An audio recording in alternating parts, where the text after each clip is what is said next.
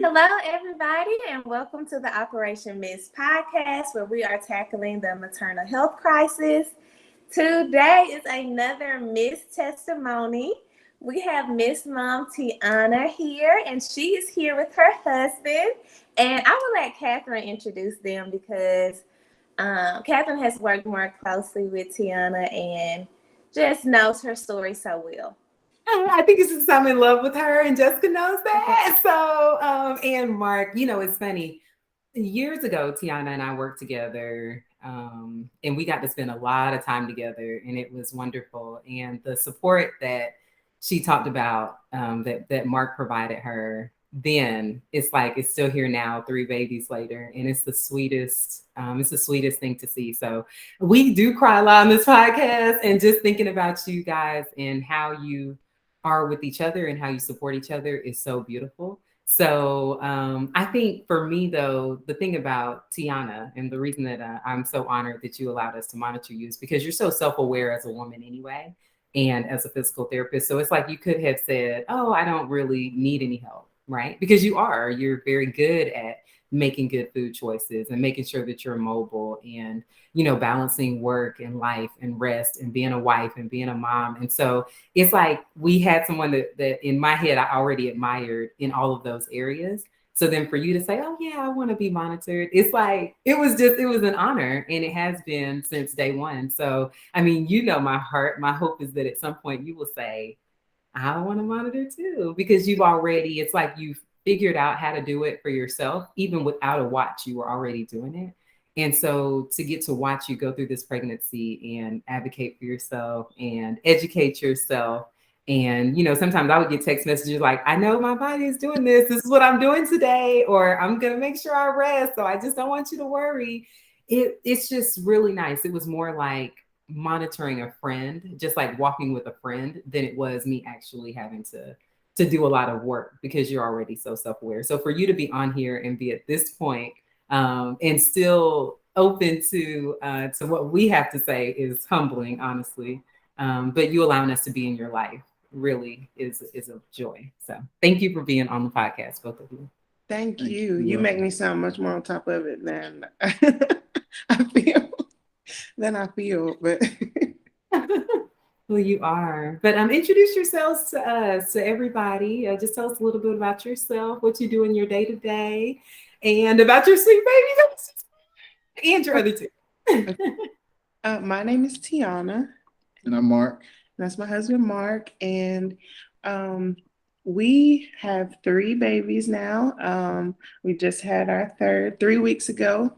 And I've known Kat, like she said, for a long time. We started with, I think the first time we met was during the Minority Mentors and Proteges program.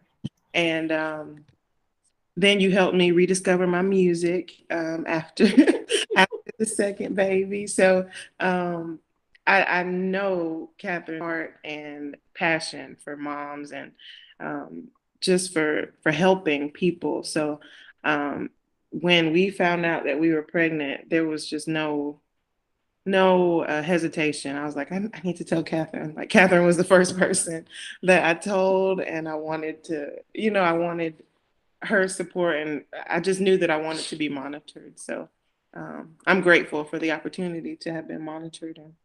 And yeah, we live in Georgia again now. Married 10 years this month. So Yay.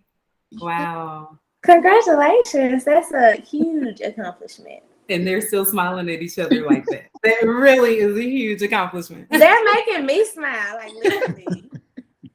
I'm like, should we turn the camera off? They like the baby quiet too. I mean, I don't know. Too soon. But okay, so you were excited about the monitoring. Mark, how did you feel about it? Did you have any thoughts about it when she brought it up, or were you just like, oh, she says it's good, it's good? I mean, I guess I was excited about her having a network that she trusted, so that was my biggest thing.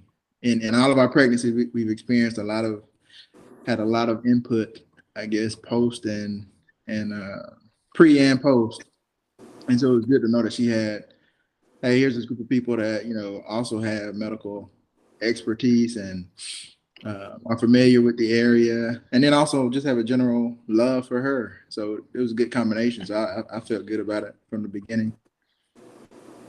I really appreciate you saying that because, and I'm so glad you asked that question, Catherine, because I feel like, and I don't know, do you feel like you feel that way because this was your third baby?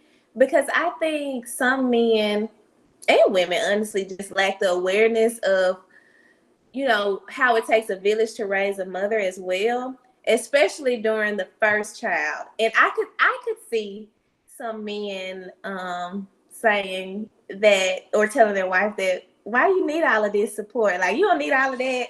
My mama didn't have that, So it was interesting to hear you say that you were happy that you had the extra input, because I think some people could feel like they don't need all of that. I definitely feel like this being the third plays a part into it. I think we were talking about it earlier, and I told somebody else, I can't remember who, maybe a cousin, that I feel like we don't know enough in the beginning. Like, nobody talks about the hard things when it comes to pregnancy and preparing for pregnancy and then delivery and childbirth. And so there's this, well, for me personally, there was like such a misconception, like my body is just going to do what it's supposed to do, and I don't have to worry about, like it's just going to happen, and it's going to be fine, and it's going to be just like it's designed to be. Mm-hmm. What happens, and nobody tells you that, oh, this is like a marathon, and nobody goes out and runs a marathon without training or preparing. Come on. I feel like there's so much that can be done in the way of physical preparation, mental preparation, and just education when it comes to pregnancy. And if I had the knowledge that I have now, I feel like that first delivery would have gone differently. And that was another reason for choosing Operation M.I.S.T. And I was just so grateful that Catherine and you, Jessica, are doing this, because with the statistics surrounding maternal mortality, especially in African American women, and then the statistics of C-sections, I knew that, if this is out there, I need to be doing it, And I've told Catherine, I think I've told so many people about this program, because I just feel like we don't know. And there's just this idea that it's just going to happen magically. And by faith, we do believe that it's going to happen the way it's supposed to happen.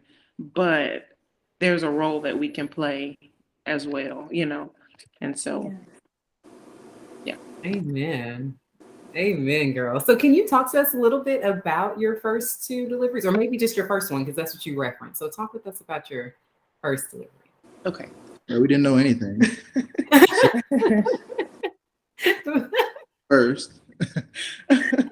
No. But Mark, did you feel like you didn't know anything then, or do you now feel like you didn't know anything? I mean, you're talking to a person that hadn't held a small baby until he had his own. So I was very unaware of just. Were you nervous? Yeah, the very basics. Yeah, I was very nervous. so I was very ill-equipped, I guess. But you know what you knew how to do was take care of Tionna. That's right. Mm-hmm. That's what matters, right? Like, right? Like we can handle the baby. Mm-hmm. We need someone to take care of us. Right. That's what we need. And when I was watching you as you came on the camera. I don't know if you're folding clothes. I don't know what you were doing, but it's like you're always helping take the load off of Tionna. And it's if husbands did that, if fathers did that, then women would have better outcomes, because they don't have to do it all on their own, And so like we have some moms who, I think for us, like, because that's what I'm telling you, when we watch you guys, it's like if you just taught a class, women wouldn't run into all of the issues that they run into, because the husband would be more involved or the dad would be more involved. But we have moms who, even if they're not part of Operation M.I.S.T, just regular moms that we see day to day, and they're having to do it by themselves, either because the dad isn't in tune with what the woman needs. Like, and we would love to see, how did y'all come up with your method? How did you start helping out the way that you do? Is it because you're best friends and you're just like, oh, I see my friends struggling? Like, people need tips on that, because when I look at you and it makes me tear up. It's not just because of how sweet you guys are, but it's that you truly are, in my eyes, a good father and friend is what a woman needs to stop the maternal health crisis. You know what I mean? And so even if it's not a father or friend, it could, I mean, a husband, dad, friend, it could be somebody else, but you're in the house. So why not? Why would it not be you? Mm-hmm. So, I mean, I don't know. With our first one, Mark has always been so much more disciplined than me. So, you know, what you hear about in, you know, when pregnancy is everybody's asking you, well, what are you craving? And, you know, like that type of thing. And Mark from day one has been like, from day one, he's been like, that doesn't sound like something you need to be eating. So he's just always helped me kind of stay on track.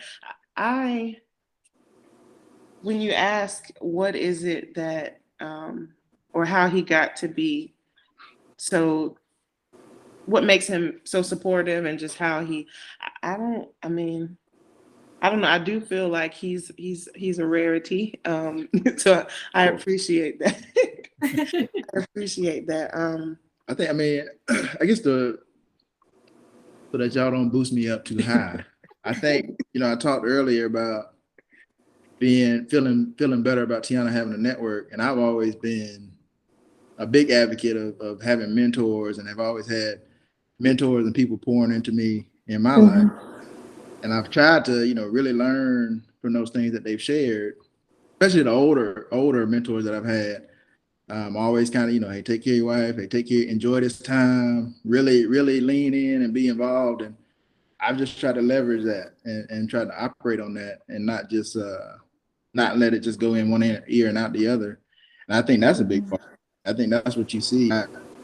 Anything I've done, but more of what's been poured into me from my circle and my network, which is why I think it's so valuable to have it, because I see the fruit of that. Yeah. Now, did you feel like, and we can go back to your first delivery because we don't want to forget about that, but did you feel like over the course of the pregnancies, it was easier for you to see how you could support her? Or is it like you're relearning it every time, and every time her needs are different? I guess I'd say the needs are different, but I think, you know, I started understanding the basics. So I kind of go into it knowing, hey, here are the things that I know I'll need to do. Here are the things I know to expect. But I mean, I don't know how far ahead we want to go. I think during this pregnancy, particularly because we had the monitoring, it was easier for me to kind of hear what she says. So she says I'm a lot more disciplined, but sometimes I'm a little bit more stubborn too, and harder to convince at times of things, you know. And so I would say in past pregnancies, I was a little bit slow. Like, hey, Mark, I'm feeling tired. Like, you know, come on, you're all right, come on. At this time, I think my support looked more like, hey, Mark, I'm tired. And here's the backing behind that, since you're so hard-headed, you know. And it was like, oh, okay, it really is something going on. So I think my support looked different this time, more empathetic than it has in the past. That's good. I would agree with that. Yeah. It's so good though, right? Because that data matters. And it's funny because it's reversed for me. So if I look at my body battery and dinner still has to be made, I'm like standing up and my husband's like, what is your body? Okay, shouldn't you be sitting down somewhere? Like almost like you were talking about with the food, because I have to use the data for real. And when I first, right after my delivery, I didn't have it on and immediately. And then, you know, by the time you put it on, it's like, well, I'm already in this new routine. So it's easy to ignore the data. So it's good that you did not ignore your data, Tionna, and you did not ignore her data, Mark, because there's no point in having the data if you're not going to use it. Absolutely. Yeah, I'm glad to see you did that. So can you tell us just some things that you do kind of around the house to help Tionna to make things easier for her? And then just things that you did, because I know that y'all have people who watch your older ones. I think that's such a good idea. Was it for the first couple of days, or how did you do this time around, I guess, to get some rest, some well-deserved rest. Well, so the older two, we have a first grader and a pre-Ker. And so they are in school during the weekdays right now. And so that was a whole thing at first during this time of COVID. It was like, do we pull them out of school? Or, like, because just trying to minimize the germs and stuff coming into the house. But we've just been praying and still sending them to school, and everything has been okay. And we've been able to kind of really take those 6 or 7 hours that they're gone to just, especially the first 2 weeks when he was completely off, to just rest and to focus on what she needs. And then I'd call him and he'd be able to bring me tea, he'd bring me my tea or something like that. So it was nice. It was very fortunate. Even though I worried a little bit that they were in school. And I think that was the biggest thing that helped us. That first night, my aunt did take them. So our first night home with the baby, they were with cousins and with my aunt. And so that was very, very helpful because, she took her birthday nap in the hospital. And then after that, it was like, okay, we're going to be up all night. So it was helpful. Having that support and just being closer to family this time has definitely helped. I don't think I've cooked a full meal yet, just because both of our grandmas like to cook and they'll drop food off. So I really do feel blessed to be where we are right now. I think some of the challenges that we had after the second pregnancy, just some of the setbacks post delivery, because she was kind of doing too much, opened my eyes a lot. And I think that was in the back of my mind, like, hey, not that I don't want to help, but hey, it's to your detriment if you don't do more. It extends this recovery period even longer. And I knew it was going to be more critical now that we had 2 older kids. So, I need her to be. So, Yes. Yeah. How can I do more now so that we can kind of partner back up and kind of manage this thing with these 2 other ones running around?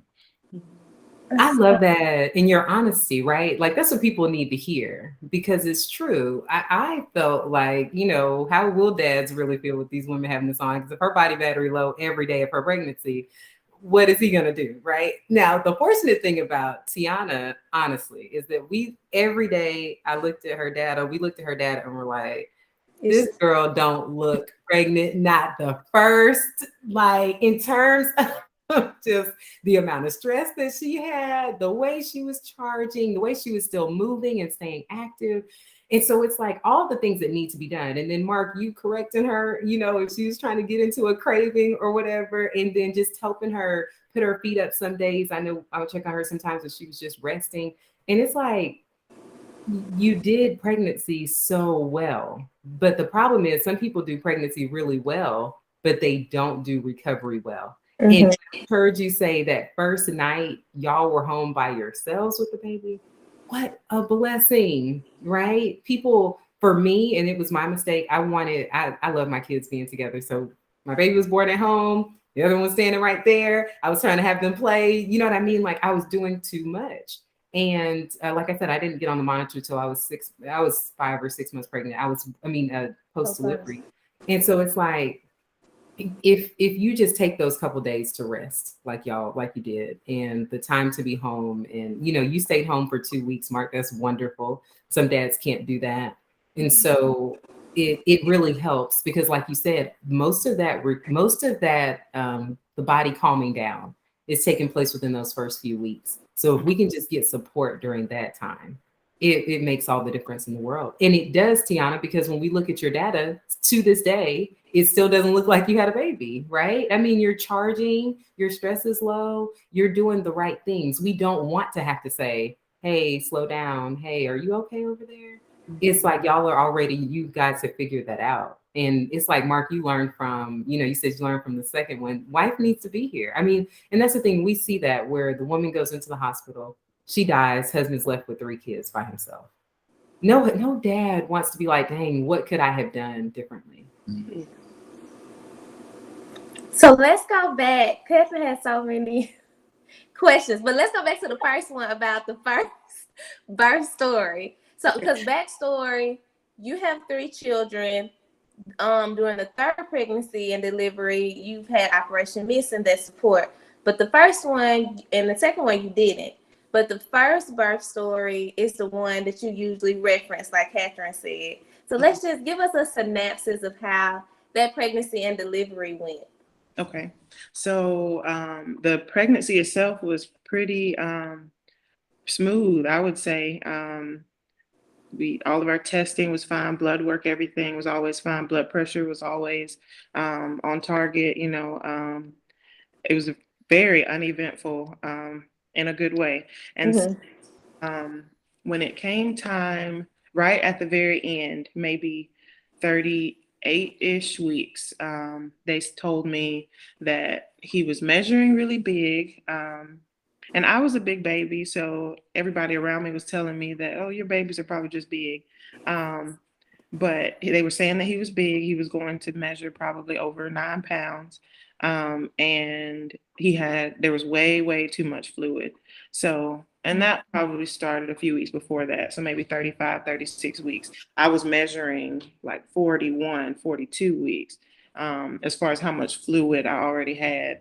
And so at 39 weeks or 38 weeks, she said, well, we're just going to induce next week so they did a non-stress test, and that came back fine. He was moving well. But she said, well, we don't know why you have this much fluid. And he's measuring big. So I think we should induce. And so that happened at 39 weeks. We went in 5 in the morning. I was on my back the whole time in the bed, strapped to the monitor. He was always doing well. The baby was always doing well. They started Pitocin. She came in and broke my water probably around 9:30 or 10 that morning, I want to say. And then by 8:30 that night, that same day, she said, well, it's time to do a C-section. We're not progressing. He's not coming down. And that was really all that I was given. And so that was a shock to us. I remember the emotion and I remember crying, and the nurse came back later and she was like, I feel like C-sections are so commonplace to us. So I'm very sorry if you feel rushed in this moment, take your time. That was the nurse who came back trying to comfort me. But at that point, my water was already broken. So I was on a time clock, and they were saying I was having contractions, but I couldn't feel any of them. And so they just felt like, we needed to go ahead. So we went ahead and did the C-section. He was actually given a bottle before I got out of recovery. So the breastfeeding journey with the first one did not go very well.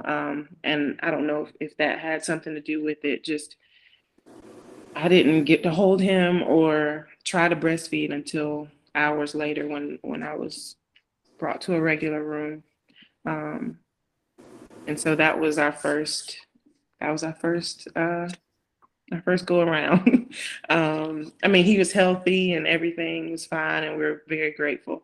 But it was just, I felt so out of control at that point. I didn't know what to say to her when she said, let's induce, I didn't know what to say to her when she said it's time for a C-section. I didn't know to say, can you take me off of this continuous monitor and put me on some intermittent monitoring or wireless monitoring.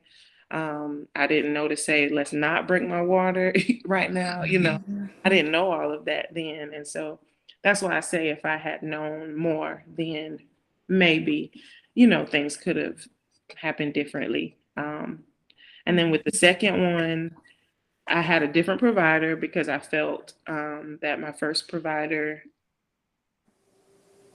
I just wanted to try somebody different. And he was fine with me trying for a VBAC, but he wanted me to go into labor by 40 weeks on my own. And so I at that point, I was fine, I was just glad that he was going to let me try. And so when we got to 40 weeks and she hadn't come, then we did the C-sections scheduled, but it was still a different experience. They brought her to me in recovery. She was able to latch in recovery, and I was able to breastfeed her for most, if not all, of her first year. So it was a completely different experience. And so we're here with the third one, and that's when I saw Catherine's original post about Operation M.I.S.T, like a long time ago. I knew that when we found out, I wanted to reach out to Catherine. So, and honestly, when I reached out to Catherine, I was just assuming, a third C-section is the way to go, because I've already had two. But just the way the education that I received, and I really did feel empowered, to just push for a provider that would allow me to at least try for a VBAC. And so that's where we are. I think, I don't know where we are in this conversation, but I think what's been more beneficial, because I don't want to jump ahead, you know what I'm saying? But I think what was more beneficial than anything, I know there's a lot of focus on the method of delivery, but I guess I would say the biggest difference I noticed from my first pregnancy to this pregnancy, we really took a more passive role in the first pregnancy. It was just kind of, hey, we're going with it. She said there were good results. Everything was good, but it wasn't necessarily, we didn't necessarily know why it was good. It just was good. Yeah.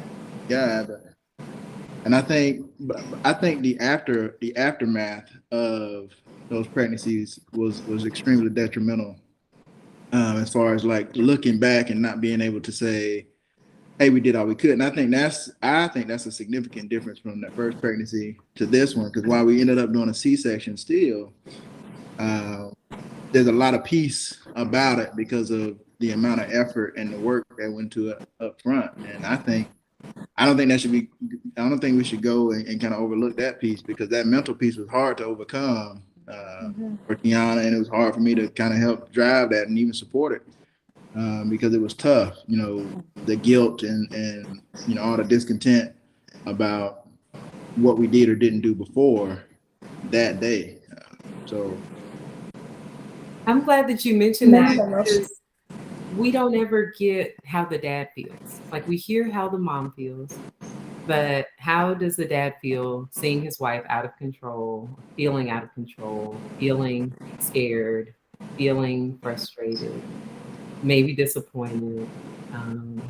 So it's really good for you to, be transparent about that, because I think that you don't want to look back and say, I didn't do everything I could have. And as much as we just don't know. It's like you said, when you said we didn't know anything, it's like we don't know anything, but we don't know what we don't know. And I think that with this program, we can help people know what they don't know. Yeah. So with the third pregnancy, Tionna, can you just tell us some things that y'all did, just, I guess, from when you got onto the watch and kind of learned what it could do and how it worked? What were some things that you did or adjustments you made throughout your pregnancy, or decisions that you had to make that were presented to you? Because I know we talked through a few things or text through a few things, but it seems like it was more, there were data-driven decisions made as opposed to, I guess, having to guess at it. The biggest thing for me was being able to see when my stress level was really high. Even if I didn't feel necessarily like bad, to see that my body is responding in a negative way to something. And so taking that and saying, let me just rest, let me sit and breathe. And many times deep breathing would help just bring my heart rate down and bring me back to a more calm place. But if I hadn't have seen that on my watch, it's not an adjustment that I would have made. I just would have kind of kept going, because that's what I'm used to doing. Just you go until the job is done, and then,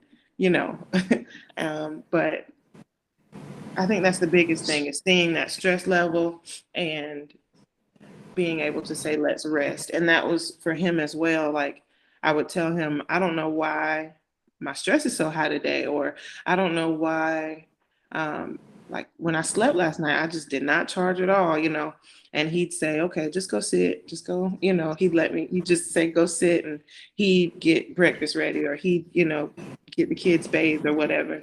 And so I think that was a big difference, or I think the watch played a big role in that. You guys? Yeah, man, I think a good example, like a real practical example of how we shifted, right? So what, I don't know if y'all know, but what a lot of people may not know, that we moved to kind of help take care of Tionna's grandmother. That's the reason we end up where we are today. And just seeing that watch through the pregnancy, we could see that, the more interaction she had to have in that situation, the higher her stress would got. So we had to make some real tough decisions about pulling back. As hard as that was, as much as there was a need, we really had to pull back and lean on some of the other resources and push those other resources to kind of step in more, to kind of alleviate that. And that was tough. That was hard, because that was the whole reason we were here, or the whole reason we moved here, at least. But I think that's a good example of a decision that we had to make, just simply based on that data. Like, we already knew we were stressed. We knew that. We kind of decided to deal with that by moving here, but to see it and to know that the impacts it could have on the pregnancy, it kind of helped us kind of make those tough decisions in those situations too. Wow. Right. And then another issue we were faced with during the pregnancy was UTI. It was asymptomatic, no issues. And my body wasn't showing it at all at first. And so we talked about the kefir and cranberry juice with Catherine. And so we did that. And I really think I waited 10 days before starting the antibiotic that they prescribed. And I got fussed at by the nurse, and but I felt okay doing that because my body, was not responding in a negative way. I didn't see the evidence of a UTI. Catherine didn't see the evidence of a UTI. So it wasn't until I started having symptoms that I was like, well, let me just go ahead and take it now. That's when I finally decided to take it. And I saw that stress creep up a little bit. I was like, well, I'm just going to go ahead and take it now. And I guess I felt okay supporting that, because in the past, if she had asked me, I'm not going to take antibiotics because of whatever, I would have been like, what's wrong with you? I wasn't going to force it down her throat or nothing, but I would have been very adamant or opposed to that, versus now, like, well, I see it like you see it, so there ain't much I can say. Yeah. Yeah, and it's neat because the evidence around that, right? You can have bacteria but not have a UTI. And, in terms of just when a woman is pregnant and she is having sex, right? She can be at a higher risk for having bacteria, but that bacteria not turn into a UTI. But taking an antibiotic does impact your stress, right? Because when she took it, I text her, I was like, what's going on? And so it's just good to know, even if it can get rid of, so if they're just giving it preemptively, like nothing is actually going on, it is depressing your body's ability to recover, to charge, to rest. And so it's like, if you're going to take it because you need it versus take it because someone told you to take it. I love that. And then, you can't argue, right? Like, can't argue with the data. I really like that. So then you're not in argument with each other about things that you don't need to be. You just both look at it and make an objective decision until something changes. Right. So, and Tionna, go ahead, Jessica. I was going to say something about her stress, but. Okay. So I'm just thinking about your first pregnancy and your last pregnancy, and I loved how y'all just reflected on that and knowing that regardless of if you were able to do the VBAC or not, the mindset that you had after this one, after the first one, is so much better. Can you think about during the first pregnancy, like when you would go to your doctor's appointments and, when everything was fine until it wasn't, and when things were presented to you, you were trusting in your provider and there were not a lot of you didn't know what questions to ask, is how you explained it. So then versus now, this last pregnancy, like, do you feel like you had more of a voice, or you were able to you felt empowered enough to use your voice more this time? Absolutely, absolutely. I would ask Catherine all the time just about things the doctor said, and she'd be like, well, let's get this checked, or let's ask him this, or so I definitely felt more empowered. And one example, so first pregnancy, I didn't know anything, and I'm going every appointment kind of waiting to see what they're gonna say this time, or is everything gonna be okay? Like I feel like that's kind of how you're going, walking on eggshells the whole time, hoping and praying that everything's going to be okay. But this time it was like, I could see that, my body is responding well. Like I don't have to be nervous about this doctor's appointment. And even if they do say something, then I knew that I could go back and ask Catherine to to just kind of make sure, one example was I just was not charging very well at one point, and well, definitely towards the end, but we had already learned about the importance of iron, right, during a pregnancy, and I knew that I was tired, and I knew that I wasn't charging, and so I think Catherine suggested that I ask them to recheck my hemoglobin. And so they did recheck it, and it was low again. It was low. And it took them like 2 or 3 days to call back with the results and say, okay, start this supplement. And then a few months later, I'm taking the iron supplement, but I'm still not charging. And so at that appointment, 30 something weeks, I said, can we check my hemoglobin again? And they were like, sure, yes. And it was lower than it was before I started taking the iron supplements. And and then we learned about the calcium and how it blocks absorption of the iron. And so come on, Tionna, with the knowledge. To me, I was just so surprised that anemia can have such a negative effect on a woman's pregnancy, but hemoglobin is not checked regularly. Like you check it at one point during the pregnancy, and as long as it's okay at that point, I don't know that they would have tested it again if I hadn't asked for it, and that was something that I would not have even thought about the first time. So that was a big, big difference, that I was able to say, okay, let's check this and make sure it's okay. And it's still being low. So what is the game plan? Like, how are we going to fix this? And so I can be kind of soft-spoken sometimes. And so I feel like I was definitely more passive the first time. And this time, you're going to have to give me a better explanation for some stuff. Yes. So. And that alone could have made you feel better after the first one if someone would have just explained, like this is the risk if we don't induce you now, right? And if they would have told you whatever their risk was, and you could look back and say, okay, well, it was worth being induced, or this is why we're breaking your water now, like those little things really do matter because in the moment you're just thinking about, okay, I just want my baby to be okay. So if you're the doctor and you say that's fine. But then once you have your baby and your baby's okay, you're okay, you look back and you say, well, could this have been different? Could this have been explained to me more? So I think that's hard. I think at least we have a natural kind of desire to be agreeable, and I think, having that network kind of help practice that questioning attitude. And I think it's just something that has to be practiced. And so when you get in that situation, you kind of already prepared to do it from the very beginning.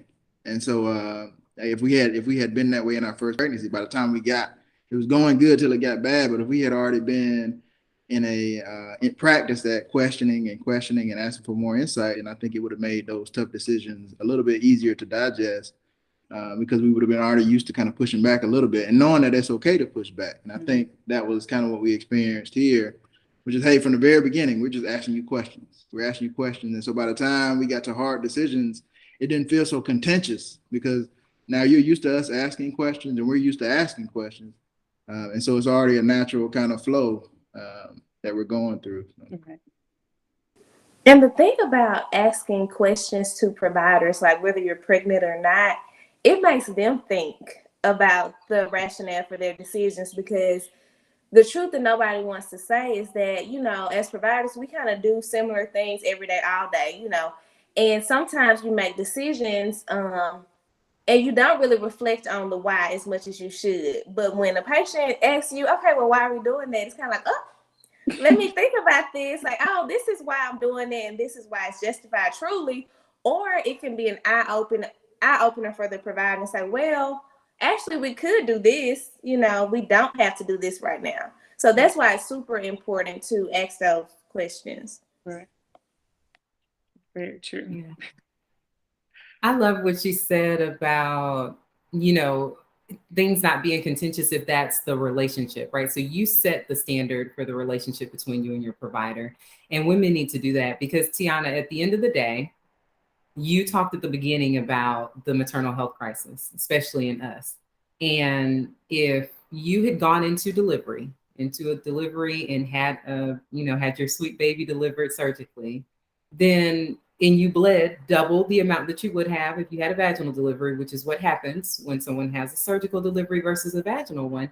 You could have bled and bled and bled, and it been not even more bleeding than normal, but you're bleeding and you're at a deficit going into the delivery, right? And so I love what you said about, you check it one time, because we hear that they maybe check it week 12 and 27. Well, what happens between week 27 and week 42? Right? Like when more oxygen is demanded and the heart is working even harder and the kidneys are working even harder. Why would you not be checked? Why would you not be checked? I know sometimes, you go in and you get your labs before the surgery. That makes complete sense to me. But it's days before the operation. It's not a week before or 2 weeks before when you have time to intervene. So sometimes it is, well, for me, it always is. I'm not leaving a provider with more questions than I have answers. So if I have questions, I just want answers. I'm not saying that I'm going to do the opposite of what you're asking me to do. I'm just saying that I need all the information so that my decision is truly informed and an educated one. Because we sign informed consent things all the time. But I hear moms all the time say, well, the C-section was emergent, so I just signed all the paperwork. I don't even remember what it said. I just know that I wanted my baby to be okay. And what we want people to know is your baby can be okay and you can be okay. There's no reason for both of you to not be okay, right? So yeah, can you flash forward, because I love all the stuff that you tried kind of towards the end of your pregnancy in terms of like y'all's natural induction methods and things. Can you just share some of that? Because I thought it was really nice, and just your peace of mind, Tionna. I know that you have always been a very peaceful woman to me, but the sense of peace that you had hours before you were going to deliver your sweet baby, it just felt good. It felt so different than when I hear other moms say, it's not the sound that you had, that peace of mind, right? We hear moms and they have horror stories about not being able to do what they wanted to do, but you don't have that. So can you talk a little bit about that and how you guys came to the decision to do what you did? Because that's what happened. You came to the decision. Nobody told you have to do this, right? You don't have to do anything in life. So please talk to us about that. So when it was getting close, we definitely did a lot of walking. Towards the end, Mark was a little more nervous, so we were walking up and down the driveway like a million times. And we have like a small incline in the driveway, so we'd go up and down the driveway. Part of our driveway drops off a little bit, so we could kind of do modified curb walking. So 1 foot up, 1 foot down, and I'd switch coming back. I feel like I lived on the birthing ball for those last week, 2 weeks maybe, or however long it was. It felt forever. Squats. So we did a lot of squats. I tried just not to be in a reclined position that much unless I was really just resting. Like if I'm really just intentionally resting, then I would go ahead and recline, put my feet up. But other than that, I tried to be upright, on the ball. I tried to squat. I tried to continue with like the housework, just not trying to modify it, because it's easy when you have smaller kids who are old enough to do what you ask them to do to let them just go ahead, to let them go ahead and do it, but they were helpful, but I still wanted to just be as active as I could. I'd go up and down the stairs a few times. Dates. I ate some dates. I ended up blending them in a smoothie. That was like the easiest way for me to get them down, because they weren't terrible tasting, but like eating a bunch, like eating 6 of those back to back is like, okay, like. So I would blend them in a smoothie. Have you ever heard of the pregnancy pasta? The place in Atlanta. So you went there? Well, they have the recipe online for you to make it yourself. It's like it's an eggplant based. So the pasta itself is like a crusted eggplant like thing with like marinara sauce and So we tried that because we were just a few days away. We were like, why not? A lot of people said they went into labor. We did not, but I drank a ton of water. And then I think the last effort was girl, when you said, what do you think about this? Well, you tell me. I'm not giving no advice on that. So the last effort, we had people telling us, castor oil, all kind of stuff. So finally, I just was looking it up, and there are like a few studies about it could, help with induction and help you go into labor naturally. So I was like, okay, I'll try. There are a few studies out there, and I did it in small doses. Some things were saying like take a lot at one time, and I feel like I would have really messed myself up if I had done that. But so I took very small doses and mixed them up in orange juice, and I took them like 1.5 to 2 hours apart. I think I took 2 like tablespoon and a half doses mixed in orange juice about 2 hours apart, and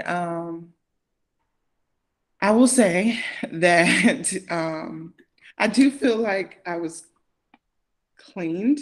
It was a cleanse. I feel like, and I will say, like while we were waiting, like once we checked in and while we were waiting, they weren't strong contractions, but I did feel, contractions. So maybe it helps if you just continue to take it. But that was kind of our last effort at that point. I guess I would just add that in kind of in Tiona's defense, we didn't do everything that we heard. So she was still trying to vet even some of those wives' tales that we were kind of exploring. Because some people told us to drink like cod liver oil or what it's called. And Tionna couldn't find anything supporting that, so we didn't do that. Come to find out, it probably wouldn't have worked anyway. So that was good that she was still diligent, even in trying all those odd things. And then I'm curious, were you I'm sorry to interrupt you. Were you like watching how your body was responding to those things? Honestly, the walking, I was watching that. But I don't think that I really looked after I took the castor oil because it was so close. Yeah, we were in the hotel waiting to go in the next day. So I don't even think I did. I don't think I did look. I wonder what it did. Yeah, I'm so curious. Oh, it's funny. But when I texted her, I said, you need to try sex. She said, we already tried that. I was like, oh, I guess I didn't have to give that suggestion because they're pros. They're on baby number 3. She told me. She was like, look, I'm putting my phone down. We at it right now. I don't know why you interrupt me. Did not need that. Like, Mark knew that one. We don't need no help. Yeah. Step 1. But you know what I think about sex, though, honestly? What did you say, Mark? Step 1. Step 1, baby. Right. I think that they don't dose it, right? When they give the equivalent of, I guess, what sperm provides to the body when you're in the hospital, when they're doing an induction, they do it on a schedule. So I think that in the same way, just like Tionna, you were talking about the castor oil and taking it every 2 hours. I'm like, sex 3 times a day. I don't know. They should give you some type of a dosage for it. And so then that way, you know that your body's getting that constant influx of prostaglandins, right? I mean, I don't know. I'm just saying it's something to really think about, right? Because what I love, what I kept hearing, and the reason I wanted to talk about it is because y'all did it as a team. Y'all were coming up with things to do, things to try, like not letting any stone go unturned. It's beautiful, even down to when you were in the hotel room, waiting. And it's a beautiful thing to see. That's what a woman wants to remember after she has her baby. My husband was with me every step of the way. We did this together. When he reminded you, oh, you were doing squats too, when y'all were walking the driveway together, like when you do pregnancy that way, then you'll do delivery that way, you'll do parenting that way. It's never good to feel alone. And as a woman, it's hard to share the experience because Mark has never been pregnant. So he's watched you be pregnant, but how can he play a more active role and really, like, it's like, who wants to be on a football team sitting on the bench? Right. God, I don't want to do that, right? You want to be first string. So it's like, you want to be a starter. And so that's what you are to Tionna, Mark. Like, you could have been pregnant. Thank God you didn't have to bear that burden, right? Right. But I mean, I think I may have said it before, but I think having that data kind of gives you,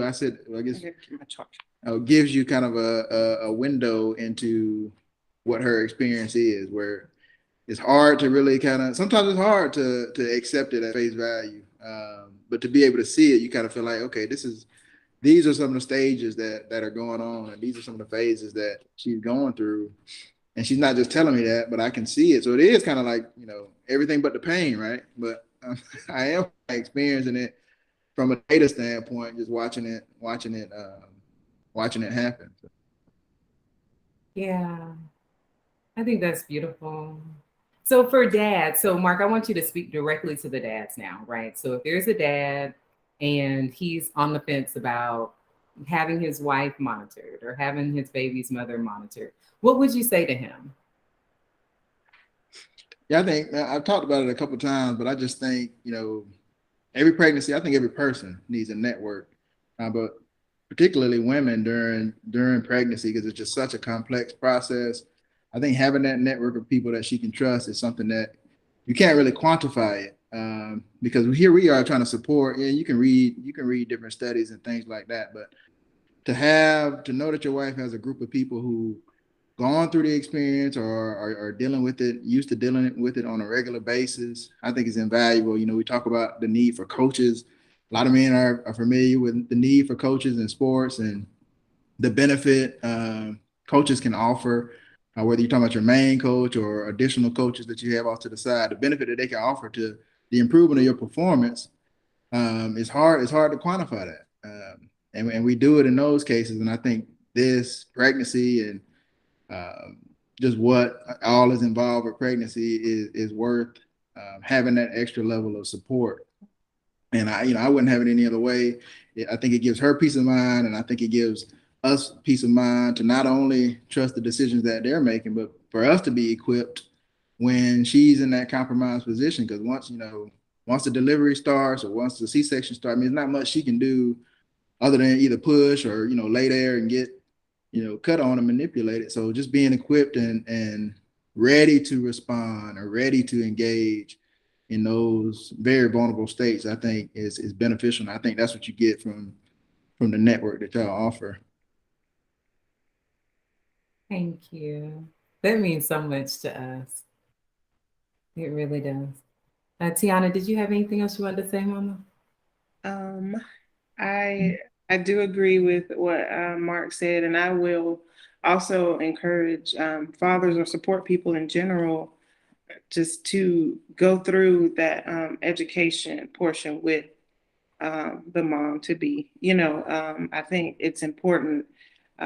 The things that we were learning in our monthly calls, the things that I was getting from Catherine.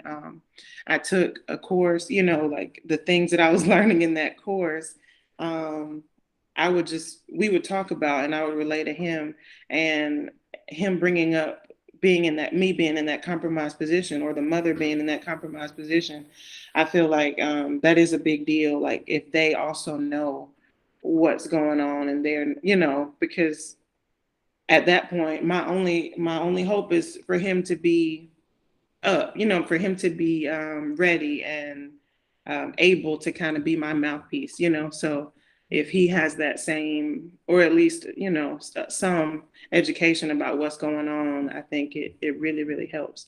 So I definitely think even if you don't have the father, there, having some support, somebody can support you, and walk through the pregnancy together. I feel like I think that would just really improves outcomes significantly.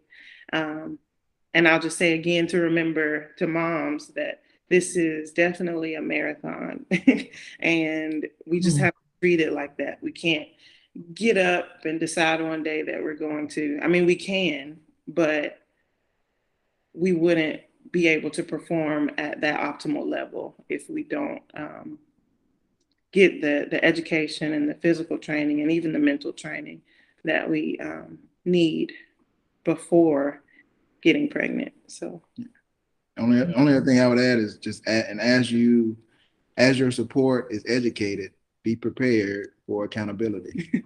Because now we know what to say, and now I know what you're not supposed to do.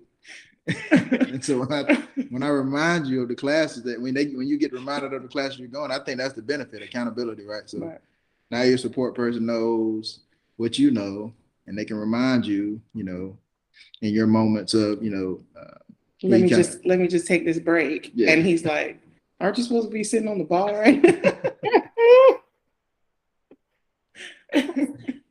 Yeah, that is so sweet. Oh my gosh. And the only other thing I wanted to say was, because I kept referencing how, you don't look like you're pregnant. You don't look like you never look like you're pregnant. I want to clarify that your baseline stress level is very low. So if it increases though, then that is a sign to you that something is off and something is different. And so it's really important for people to understand that with this program, we don't compare anybody to anybody else. We compare the mom to herself. And so the reason that she's able to tell, this is stressful or this is not, is because she knows what her baseline is. So then she knows if it goes up. The problem with healthcare sometimes, which is something that we dealt with about a week or two ago, is that if a woman's baseline blood pressure is 90/50, there is no reason to wait to go to 160/110 before blood pressure medication is administered, right? So as a woman, if I have that data on my own, I can go to however many cardiologists I need to go to before, so that I can get someone to actually treat me as an individual. And so what you were doing, Tionna, was looking at yourself and saying, okay, Catherine's saying, okay, I'm always at a 12 out of 100 for stress, but today I'm at a 24. So I'm concerned about that, right? Mm-hmm. That is concerning because that is not your normal.